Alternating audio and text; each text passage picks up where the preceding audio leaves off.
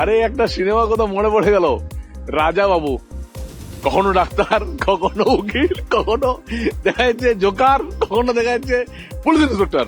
তো আমাদের রাজধানী তো মমতা বন্দ্যোপাধ্যায়, পশ্চিমবাংলার চিফ মিনিস্টার, তিনি কখনো দেখা যাচ্ছে কোভিডের সময় বলেছিলেন টিকা নেবো না, কখনো বলছেন যে না আমি ওটা মানবো না, তারপর দেখছি আবার ওটা মানছেন। আবার এখন বর্ডারে বলছেন আমাকে টাকা দিয়ে দিন, আমি বর্ডারটা রাস্তা করে দেবো। পশ্চিমবাংলার জনগণ আর কোনো মতেই ওনাকে মানবেন না। এত নাটকের চরিত্র করছেন, এত নাটকের চরিত্র করেন, সে নাটককে নিয়ে পশ্চিমবাংলার মানুষের মধ্যে অন্যরকম চলছে। वो नौटंकी के मास्टर हैं। चुनाव है, चुनाव में नौटंकी, पिछले चुनाव में पैर टूट गया और जो रिजल्ट आया पैर ठीक हो गया। तो अभी SIR में जितनी गड़बड़ियां ममता बनर्जी ने की है, अपने दफ्तर से TMC के वर्करों के द्वारा अधिकारियों के साथ मिलकर के वहां के अधिकारियों को TMC का कार्यकर्ता बना दिया है और उल्टे जा रही है सुप्रीम कोर्ट। দেখুন, মমতা বন্দ্যোপাধ্যায় আজকে সুপ্রিম কোর্টে দাঁড়িয়ে একের পর এক মিথ্যে কথা বলেছেন এবং সেই মিথ্যে কথা কোর্ট ধরেও ফেলেছে এবং কোর্টের যে স্টেটমেন্ট বা কোর্টের যে বক্তব্য, সেই বক্তব্যতে চলে এসছে। মমতা বন্দ্যোপাধ্যায় যখন ইররিলেভেন্ট কথা বলছিলেন, সেই সময় বিচারপতি, মহামান্য বিচারপতি যারা উপস্থিত ছিলেন তারা বললেন যে আপনার আইনজীবী যিনি আছেন তিনি যথেষ্ট যোগ্য আইনজীবী, আমরা তার কথাই শুনবো। অর্থাৎ প্রকারান্তরে বলে দেয়া যে আপনি আর বেশি বকবক করবেন না, আপনার কথা আমরা শুনতে চাই না। একজন মুখ্যমন্ত্রীকে তো এর থেকে ভদ্র ভাষায় কেউ শাট আপ বলতে পারে না। সুপ্রিম কোর্ট সেটা বলেছে। মমতা বন্দ্যোপাধ্যায় যখন বলেছেন যে আধারকে কোর্ট বলেছেন মান্যতা দিতে, কিন্তু আধারকে ইলেকশন কমিশন মান্যতা দিচ্ছে না, তখনও সুপ্রিম কোর্ট মহামান্য বিচারপতি স্পষ্ট বলে দিয়েছেন please read the Aadhaar act.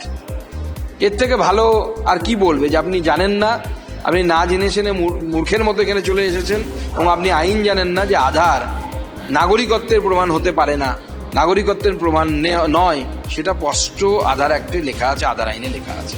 তো পুরোটাই মমতা বন্দ্যোপাধ্যায়ের একটা গিমিক, লোকের দৃষ্টি আকর্ষণ করার, মিডিয়ার আকর্ষণ করার, আর কাজের কাজ কিছু নেই। এই ড্রামা পুরো ফ্লপ। আমি এর আগেও বলেছিলাম যে উত্তম কুমার একটি হিন্দি সিনেমা করেছিলেন, সব বাংলা সিনেমা হিট, কিন্তু একটা হিন্দি সিনেমা করেছিলেন, তার নাম হচ্ছে ছোটি সি মুলাকাত, সেটা ফ্লপ করেছিল। তো মমতা বন্দ্যোপাধ্যায়ের ওই ছোটি সি মুলাকাত ফ্লপ।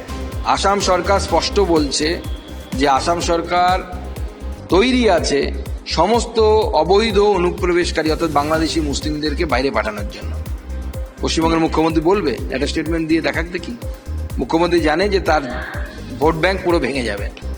মুখ্যমন্ত্রী বাংলাদেশি মুসলিম অনুপ্রবেশকারীদের, আমাদের মুখ্যমন্ত্রী বাংলাদেশি মুসলিম অনুপ্রবেশকারীদেরকে রক্ষা করার কাজ করছে। আসামের মুখ্যমন্ত্রী তো লাথি মেরে মেরে তাড়াচ্ছে।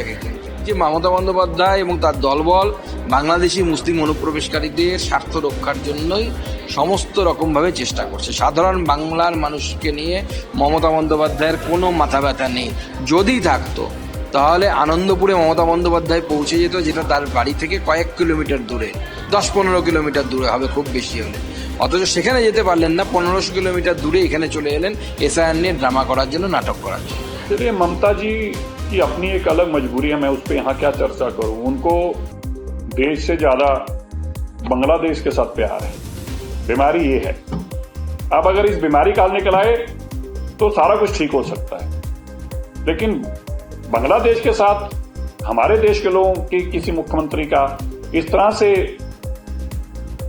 उनका लगाव होना, उनके मन में ये भावना रहना कि उसकी वोटों से मैं जीत सकती हूँ, ये मुझे लगता है कहीं ना कहीं गलत है। इसीलिए वो इसका विरोध कर रही है। মমতা ব্যানার্জি কোনো মতেই সঠিক ভোটার লিস্ট বাংলায় তৈরি হোক উনি চাইছেন না।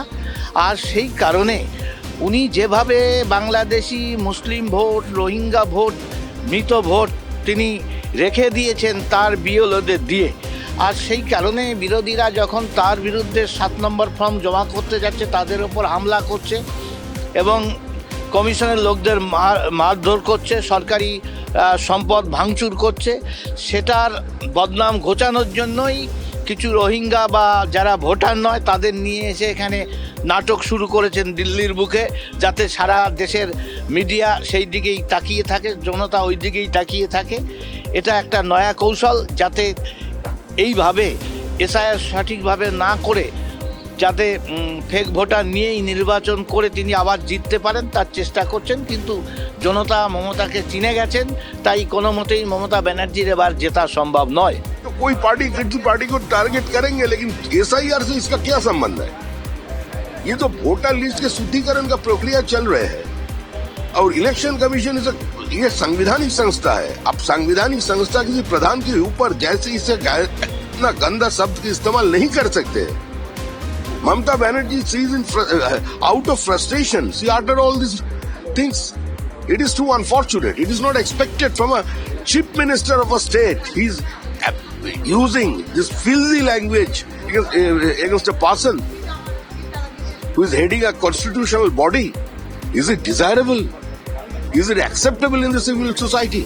ममता बनर्जी वर्तमान पश्चिम बंगाल की मुख्यमंत्री है, 4 बार केंद्रीय मंत्री रही, 7 बार सांसद रही, और उनका चाल चरित्र और व्यवहार और बोलने का तरीका कभी कभी बालक के भांति दिखता है। बार बार रुदन वाला चेहरा, रुदन वाली आवाज, रोने वाली आवाज। क्यों नहीं आप पारदर्शिता चाहती चुनाव के उस मतदाता सूची में? सर्वोच्च न्यायपालिका जा रही है, जरूर जाए, उनका अधिकार है हो, पर किस चीज के लिए जा रहे हो आप? बांग्लादेशी घुसपैठी है, उनके नाम आपने जबरन घुसाए हैं, उन निकालने के बाद आपकी कुर्सी डामाडोल है। इस डर के कारण जा रही हो आप? किस कारण जा रही हो?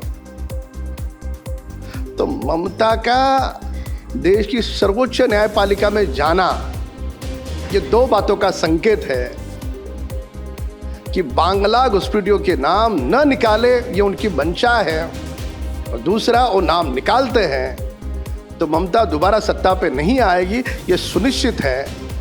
और उसी के कारण उनकी राजनीतिक मजबूरी है कि वो सुप्रीम कोर्ट गई।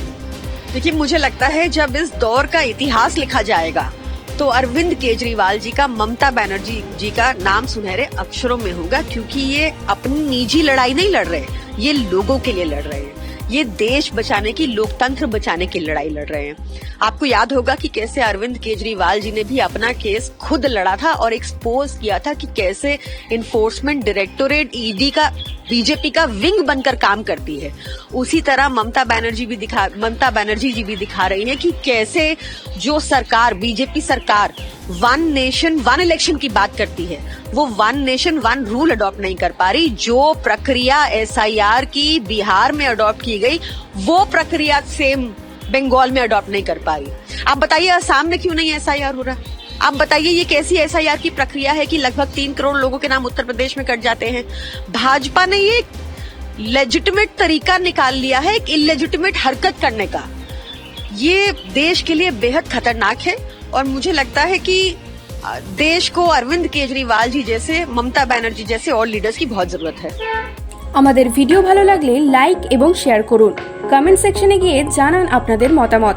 আরও ভিডিও পেতে আমাদের চ্যানেল সাবস্ক্রাইব করুন এবং প্রতি মুহূর্তে খবরের আপডেট পেতে প্রেস করুন বেল আইকন।